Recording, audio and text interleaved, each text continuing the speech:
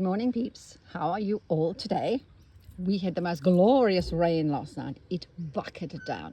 So that means, our garden really needed it. So that's good. Jenny Clouston here with the snippets of my stitching life again. And I'm continuing on with my spring clean of my UFOs in my sewing room. Now, let me just finish quickly. Let me show you quickly. I did have a finish. Remember, I had I was working on this, and I just turned it into a little clutchy thing. They're my Baptist fans, and that was on the front anyway. This was in somewhere in my fourth book. There's a picture of this somewhere, and I just turned it into. Let me see if I can find it. I like seeing how it was, how I saw it beforehand. Do you know, I really like this. Why does this, oh, there it is, by the way. Why does this appeal to me so much? That. I just love it. All right, so this became I don't know why that's out. That's got to go in there and be finished. So let's pull that down. There you go. I'm happy with that. Yeah, I used something up. Done is better than good, I always say. Then I went through everything because, spring cleaning time. And I found, this is a little sample I did for a class once, but I found a whole lot of little snippet things that I had done. And I'm simply going to, it's just some block printing on that one, and that's an empty one for me to go. I think it was a sample that I also used for my book. And then this was a little sampler that I did in a class absolutely years ago. So what I'm going to do is I think I'm going to put these all into like a little fabric book. Now, I'm figuring out how to do that so that it's ongoing, so that I can add and add and add, so that it just doesn't have these pages in. I do have a few issues because these are padded, so the book's going to be a little bit bulky. However, that's by the by. I'm going to just do something on here for my daily stitching, and then that's going to be it. I also found this little nugget of goodness. I love it. It's just been around for absolute years. So now with that, it feels so good. When you've had something for a long time and you've there's my little African hut. When you've handled it and people have handled it, it just feels good, doesn't it? It's got a life of its own. So I've got a few, I just love the construction. We always hide that, but in this little book that I'm going to make here, I'm not going to hide my workings. I'm going to keep it as is. And I've got a few tiny little stitcheries, landscapes that I think that I'll put in there. I couldn't actually find them this morning. So what I'm going to do is I'm going to finish this one and put that in with my little pile of goodness and slowly work through. I'm going to show you the quilt that, remember, the pies and tarts. I was nearly getting that finished, and that is, the quilt top is done. So I'm making progress. So let's do something on here. Genade, my sementies are full gemors in there. I'll just have to, hello to all my South African friends, followers. It's good to hear us talking Afrikaans, Remember what Charlize Theron said about Afrikaans? I don't believe that for a moment. Okay. Now, as I said, it's been raining, so who knows what's going to happen outside here, because as you know, I stitch outside. So, and I'm also getting all my stuff prepped to take on the train. And the train, remember, I'm going to Sydney, and then I'm catching this delightful train to Bungendore. And this needle feels a little bit as though there's a bit of rust on it. I just don't like a bad needle, I'm such a needle snob. It's a terrible thing of me. I think here comes the rain. I'm going to get this finished. Nothing major. I'm just going to put something down there so she looks good. So what I'll do is I'm going to just start off by doing a gewone chain stitch. For those of you who don't understand what I'm doing. I'm working upside down, I'm working away from myself, rather than doing the feather stitch this way. And I mean, you can, to be perfectly honest, I mean, you can do with your feather as you so desire. So if I'm confusing you all, that's actually how you'll see feather done in all the books, etc., etc. And I'm going to go back and I'm going to do me. Once again, difficult to work without a little hoop. It's okay. I'm just going to do ordinary feather to begin with.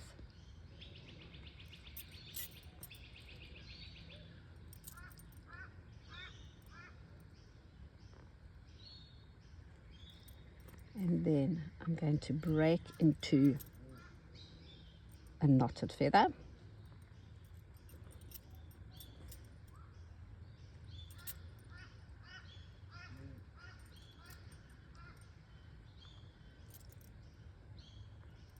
So you can see what I'm doing. O, genade, meisie mens. That's not going to be a good feather, peeps, because it was going to be a straight feather. That's better. So just do your ordinary feather. When she's done, loop your thread under and under, pull gently through, and you get like a little knot on it. This particular feather stitch looks really, really good if you're using a thicker thread. This is just a pearl number 8, but if you went to a crewel yarn, or even a what do you call it, a pearl number 5, which I really use, although there is a lot of pearl number 5 in this. There's quite a lot.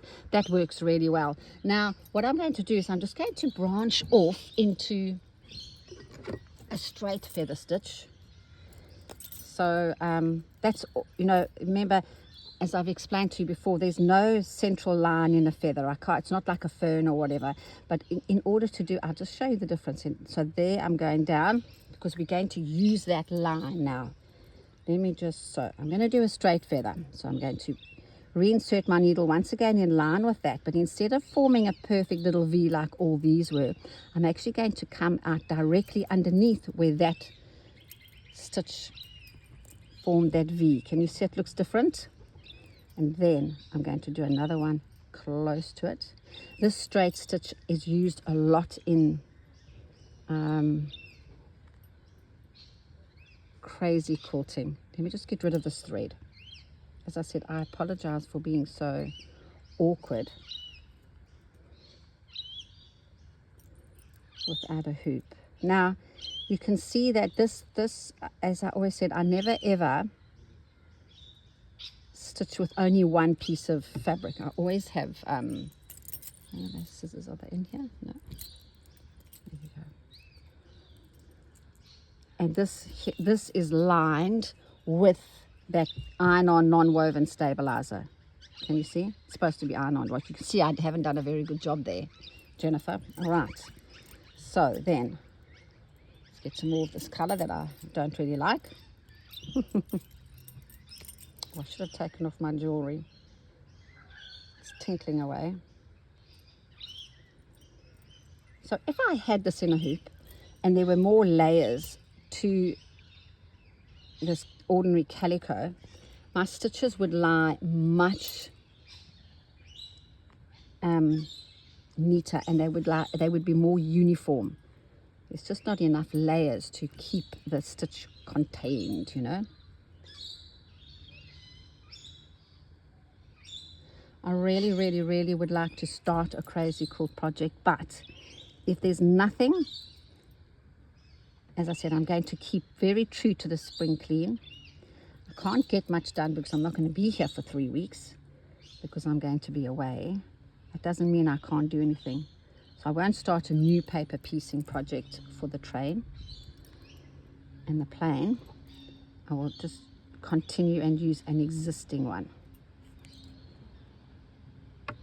So this stitch here is in this book, and it's called, so if I go back to foundation stitching and we go to feather, you can actually see the difference. Can you see that's ordinary feather? That's ordinary feather. That's ordinary. This here is a straight feather.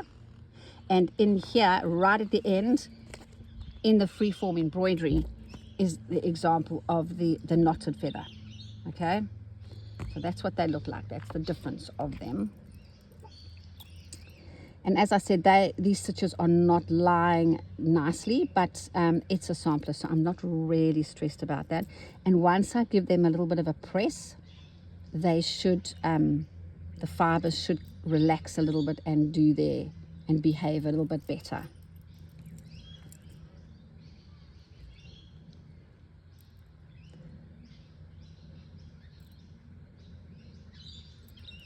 Alfina, thank you for your lovely comment. I love the way you said when your son, who's 24, came home and saw her embroidery, he wanted her to embroider something on his jeans.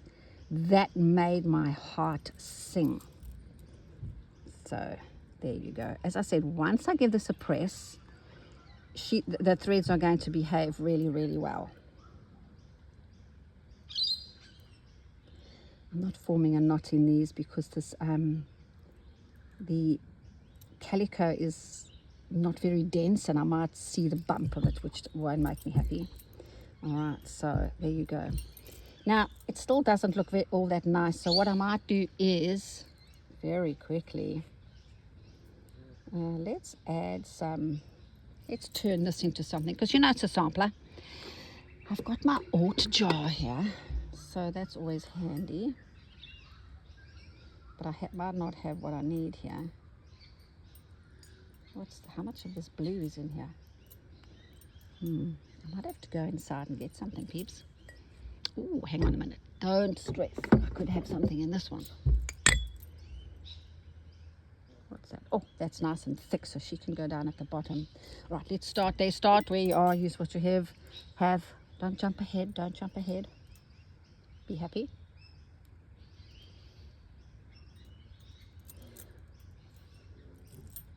So I've got to figure out something, how to make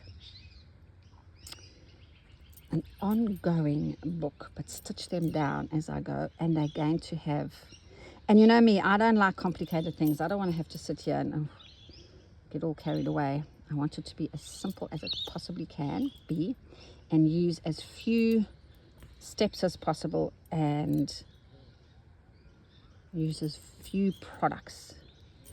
You know, if it means I have to go out and buy hodgepodge and glue, and although lovely Jane, I think she makes the most beautiful junk journals. I might get her to make one for me.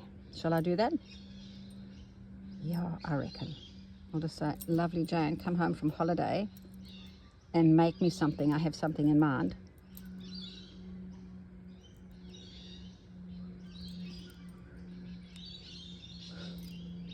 What happens if I actually videoed her doing it? Oh. Jane, are you listening to this? I know you're in London.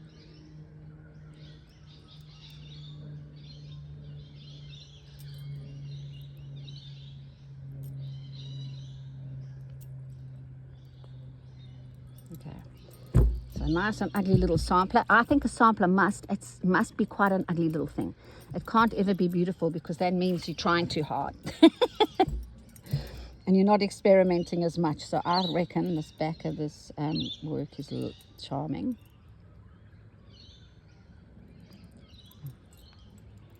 Sorry. I hope I've got the camera on. Ugh. Do you know how many times I've videoed and the camera hasn't been on? Oh my goodness. Hours. A few more things to do and then I am done. Time is nearly up. Right, what other color can we put on here? Oh, goodness me, what's this? Nice.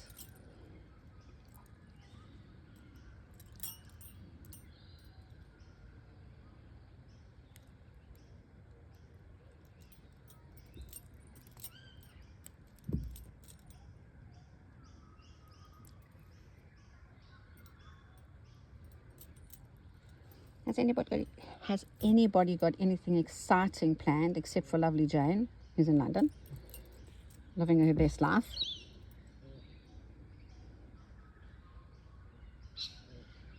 I'm teaching today. No, not today, sorry. Tomorrow and on Saturday. And then next week, Wednesday and Thursday. And then, yeah.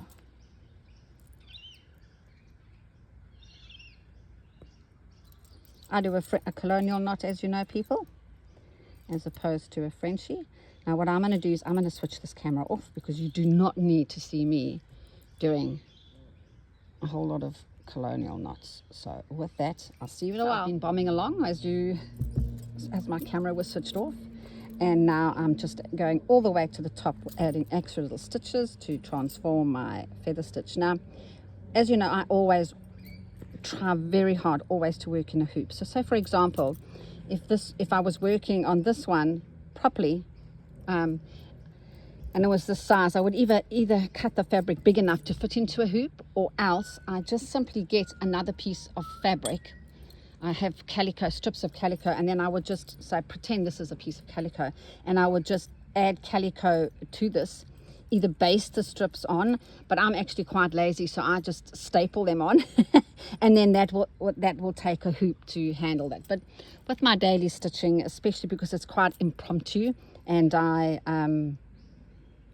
just want to work organically, I don't necessarily want to get all technical and on, you know.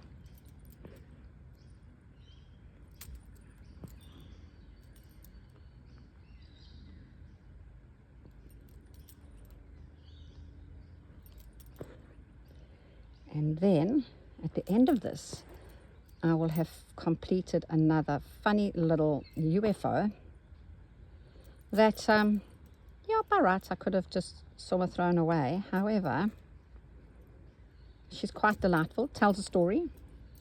I've honored the time that I've spent making it, and I'm enjoying the process immensely. It's very humid today. Whoa, whoa, whoa.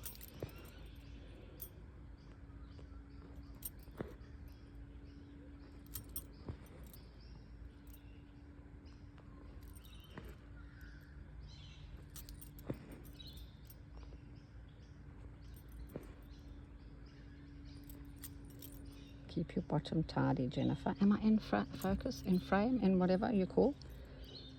And there we have it.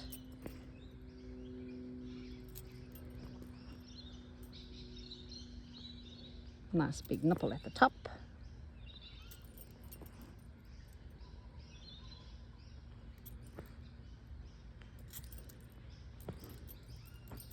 All right, so I have completed a little UFO. Remember that the stitches that I did were the feather stitch variation. I just did ordinary feather, and then I went into straight, and I also had knotted feather. So there you go. So another one, a bite the dust, so to speak. And as the little rainbow lorikeets have joined me in the garden, I am going to love and, oops, genade, upside down. I'm going to love and leave you. Yeah, she looks cute, you know. I'll fray her up, and she tells a story of part of my life, a jar in there. I just need to sort this out because there's something happening here. I could have done it off camera, couldn't I have? There you go. That can go into my auto jar. There you go. That's awesome. Okay, so with that, lovely, lovely people, I am going to love and leave you. And I will see you around. And I will share that video of my other UFO that is finished.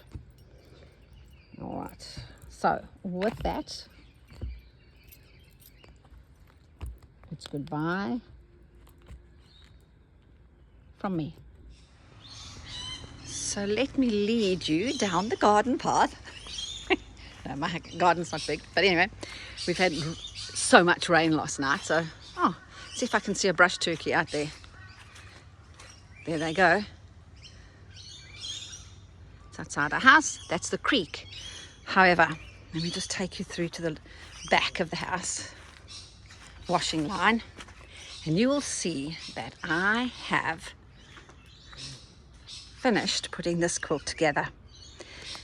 Sorry, moving the camera a bit, but anyway, you can see that it's quite lovely and vibrant and very scrappy, and not particularly well made, because you know there's a story to this. However, done is better than good, and it's done.